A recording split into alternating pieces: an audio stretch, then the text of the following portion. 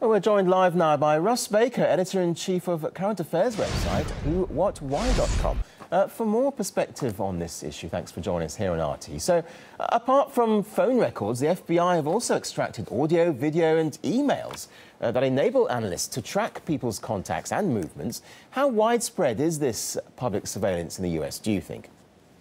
Well, it appears to be enormous, particularly the story out of the Washington Post that this program, codenamed PRISM, has been for about 7 years, obtaining records via the very biggest companies that we all use, Microsoft, Google, Facebook, and Skype, on which you and I are talking right now, all of these things.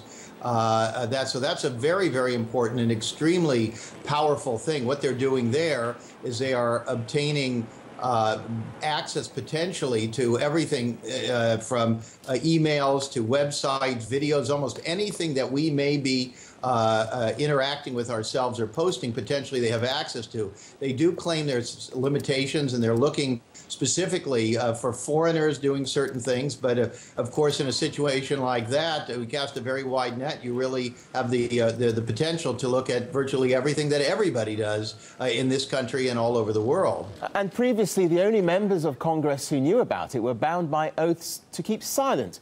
So why this apparent drive to keep the public in the dark? Well, the whole system is set up that way.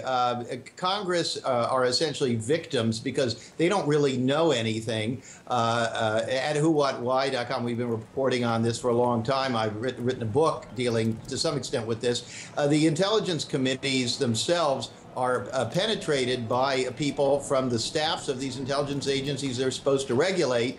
And as you pointed out, the members of these committees are sworn to silence. So it's not a very effective way of creating any kind of accountability. Well, the NSA is collecting records on both calls within the US and coming in and out of the country. So what are the international implications here? Well, they're great, obviously. You're talking to me from a foreign country, so right now we are potentially being surveilled.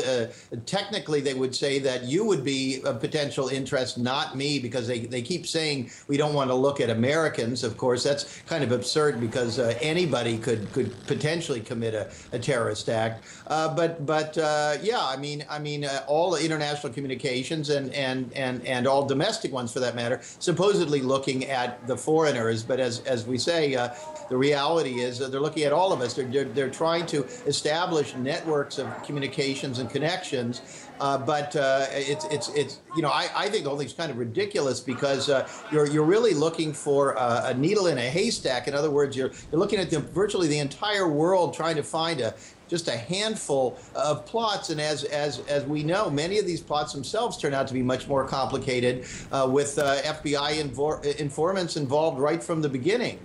Okay, Russ Baker, editor-in-chief of current affairs website WhoWhatWhy.com. Thank you. Thank you.